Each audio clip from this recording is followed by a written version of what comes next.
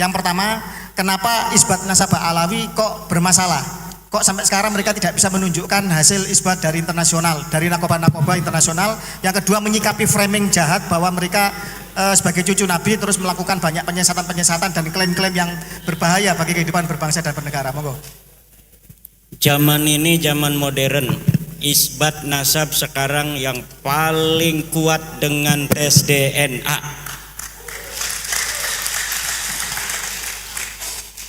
Tetapi kita perlu penegasan hari ini dari peneliti BRIN yang hadir, apakah DNA Rasulullah sudah bisa terdeteksi hari ini? Artinya kalau Kiai Syarif Rahmat mau tes DNA apakah saya keturunan Rasul bukan, ini sudah bisa presisi dapat disimpulkan.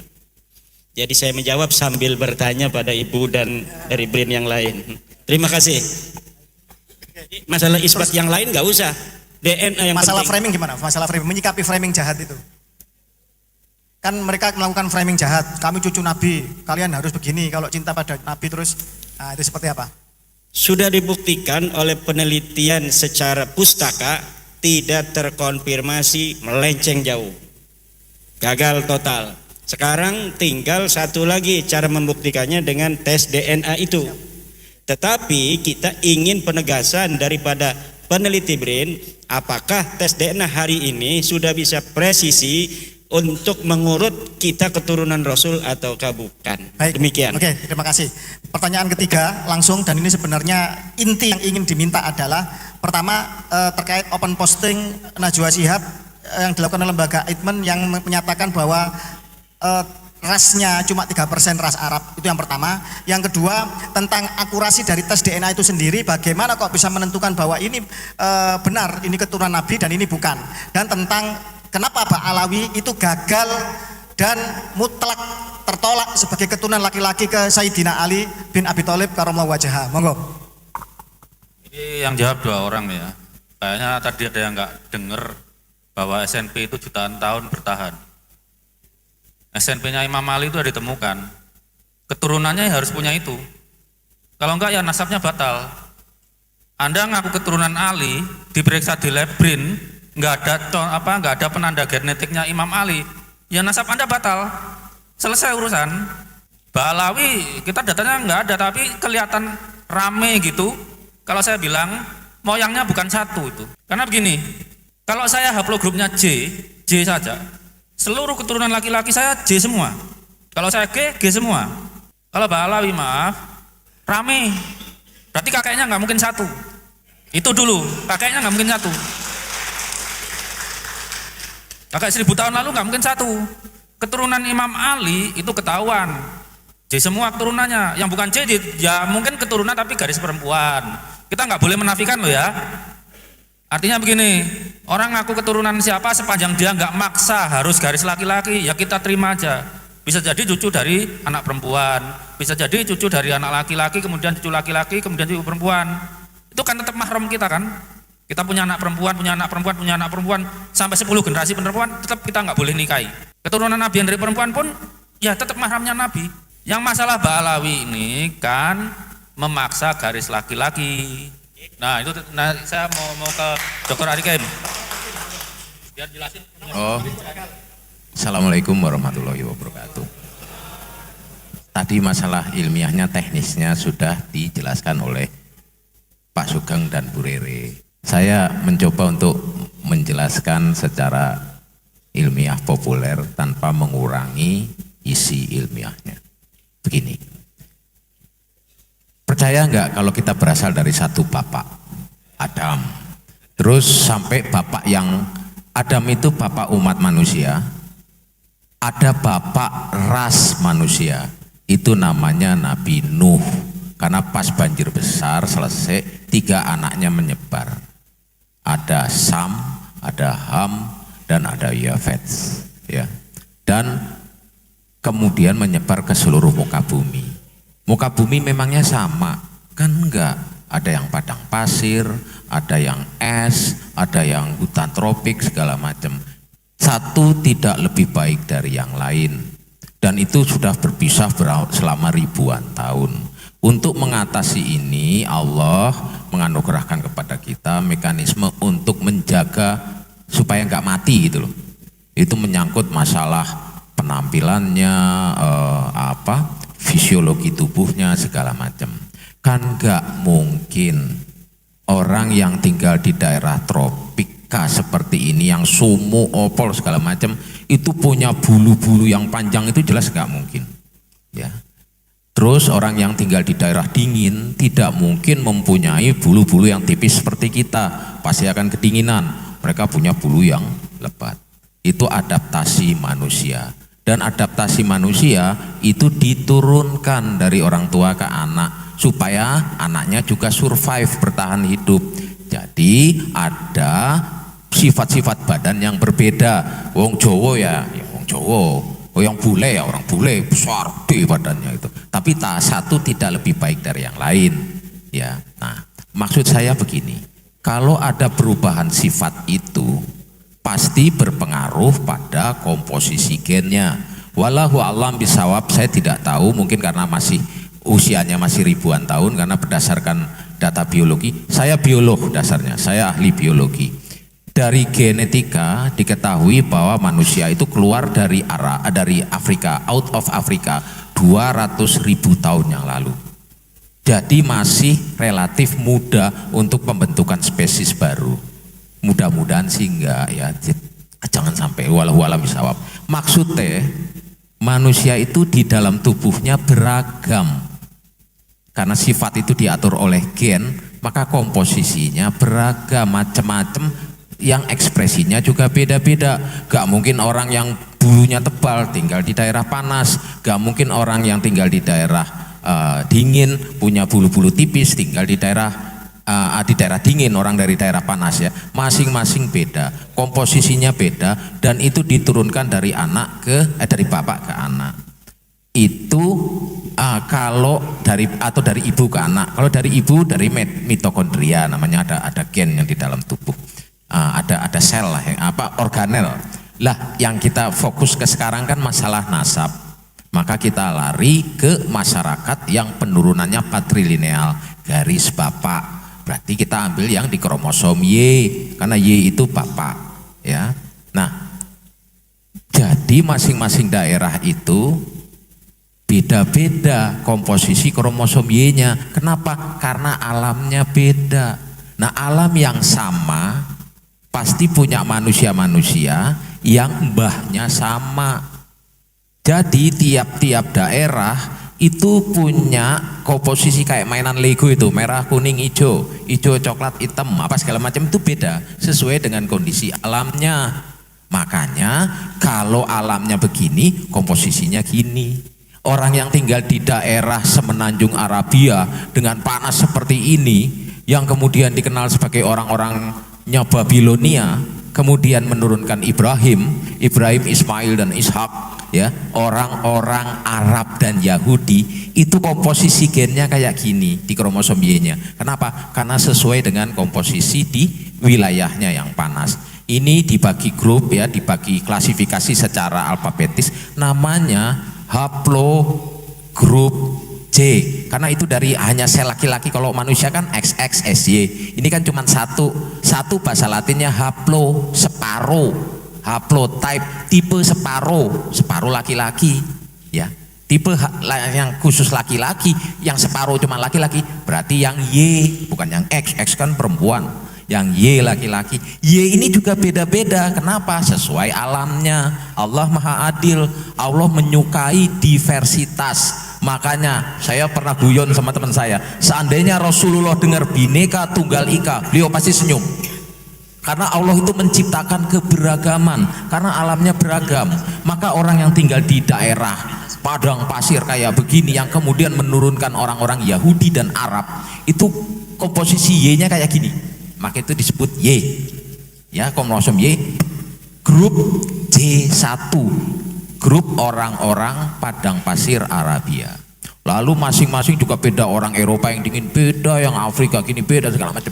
Termasuk orang yang di Asia Tengah, kering-kering kayak Arab sih enggak, tapi padang rumput, stepa. Beda lagi dengan orang Arab, pasti kan, dengan orang Yahudi beda. Ya walaupun ada wilayah subur tapi keringnya beda dengan yang di Asia Tengah. Nah, ini beda lagi komposisinya. Namanya komposisi G. Bukan J lagi tapi G.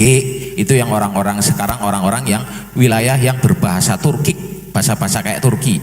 Ya Kazakhstan, Uzbekistan, segala macam. Itu orang-orang Asia Tengah itu. Itu G.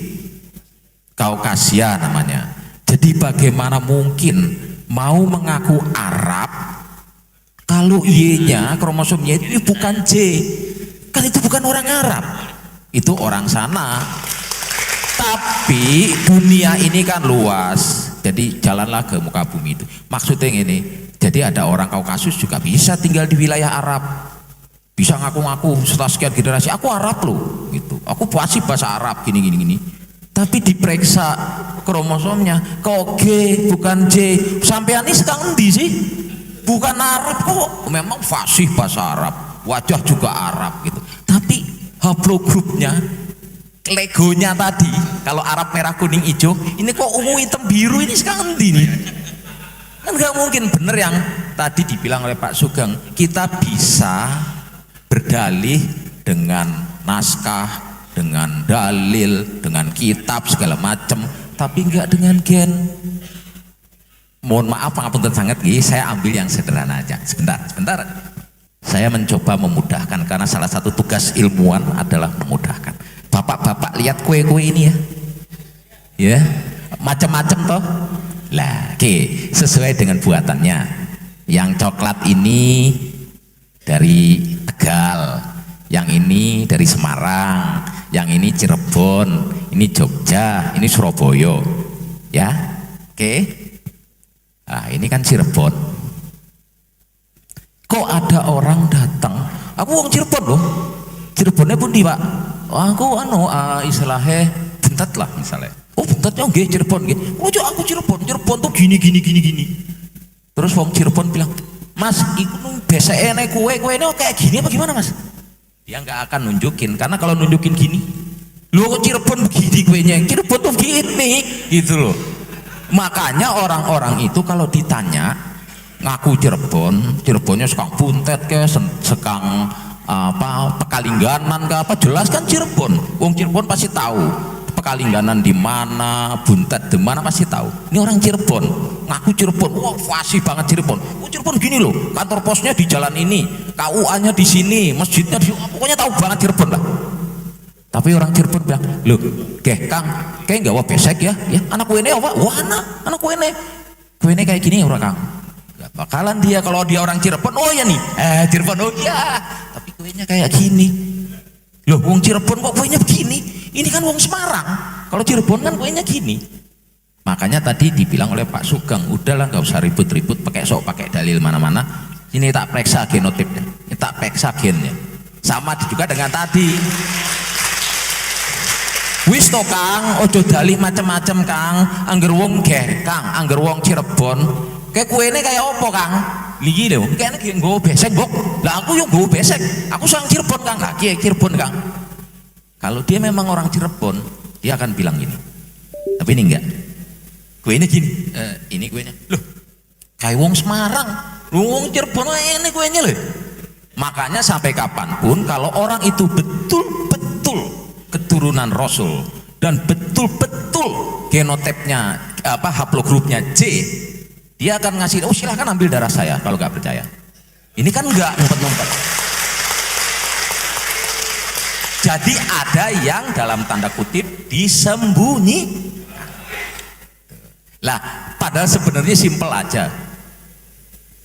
Kalau mau ya, mereka kan takut kalau ternyata haplogrup mereka G bukan J.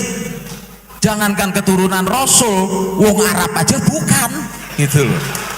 Kan simpel. Saya tidak menuduh mereka ahlul bait atau bukan. Tapi kalau memang di dalam, jadi gini, ilmuwan dan Islam kebetulan sama. Makanya di masa lalu, ilmuwan-ilmuwan di masa lalu yang fondasinya sampai sekarang tetap dipakai, termasuk genetik, itu ulama-ulama Islam. Al-Khawarizmi, itu bapaknya optika modern. Saya botani, itu ada Al-Dinawari, beliau menulis buku kitab Al Hayatun atau apa Al Nabatiyah, jadi tentang tumbuhan. Saya botanis, Bu, saya mempelajari itu, dan kami mengakui bahwa salah satu ilmuwan botani dunia itu adalah Ad-Dinawari. Ad-Dinawari lah yang menulis tentang apa yang di dalam bahasa Arabnya itu saya lupa namanya, yang kalau diterjemahkan intisari dari sesuatu yang penting itu apa? Pala. Beliau menulis tentang cengkeh. Cengkeh itu dan pala ini berasal dari wilayah Al-Mulk, negara wilayah yang banyak rajanya, Maluku.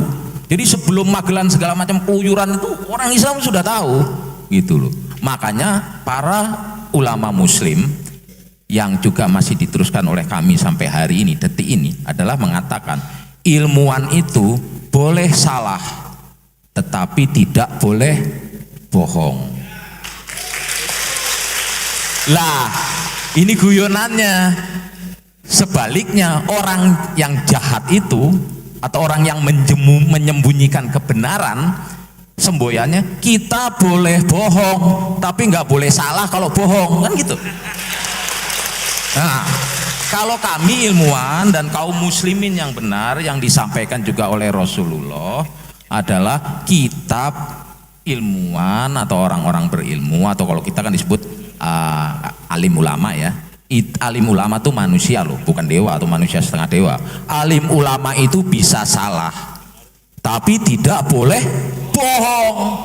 Jadi kalau ada sesuatu yang disembunyikan, dia tidak mau ngasih sesuatu, berarti ada yang bohong. Nah, sudah selesai. Nah, daripada ribut-ribut, yo pengen kene ketihe darahe tak periksa. Angger memang J ya, memang sampean bener kok. Tapi angger G, loh, kalau muslim boleh salah, tapi nggak boleh bohong. Rasulullah pernah salah nggak? Pernah, tapi kesalahannya kecil. Tapi Rasulullah pernah bohong nggak? Oh, nggak pernah. Jadi kalau Anda muslim, jangan takut salah, takutlah kalau bohong. Nah, seperti saya tadi dibilang oleh bapak-bapak semua, bahwa baik dalam ilmu apapun juga ya, kita itu bisa aja sampai ke kesimpulan yang salah, tapi tidak boleh bohong, itu pertama ya. Jadi makanya Rasul mengatakan sampaikan yang hak walaupun itu pahit. Dan ini pasti berkaitan dengan mereka merasa mempunyai kemuliaan, sehingga kalau dagang gampang, kalau ini gampang, jadi urusannya duit ya toh. Padahal Rasulullah sendiri bilang, barang siapa yang merasa tenang di rumahnya ya, sehat badannya, dan cukup makan untuk hari ini, berkah cukup makan hari ini, dia bagaikan sudah memiliki dunia dan segala isinya. Jadi Rasulullah itu mengajarkan kepada kita santai aja, yang penting ojo, sing penting ikhlas lan ojo musyrik, udah itu aja. Lah kalau dia menyembunyikan sesuatu yang bohong, kan sama aja musyrik. Bagaimana turunan Nabi musyrik? Nah, untuk ini supaya tidak berlarut-larut, nggak usah pusing-pusing, getih mundi gitu loh. Kita tak periksa, kalau memang benar-benar J ya oke. Sing kalau memang G ya ngaku, ya saya memang bukan dari sana. Selesai. Sama seperti ini, ngakune wong Cirebon. Biasa isi iki itu Cirebon suka ngendi gitu loh. Nah kan, nah tapi untuk sampai jauh ini atau ini dibesek, kan beseknya diserahin. Mulane mohon maaf saya Jawa tapi banyak kan ikut ibu jadi rada-rada ngapak gitu. Wis ojo kakean cangkem getih mundi gitu loh. Gua tak periksa wis. Gampang toh ya wis.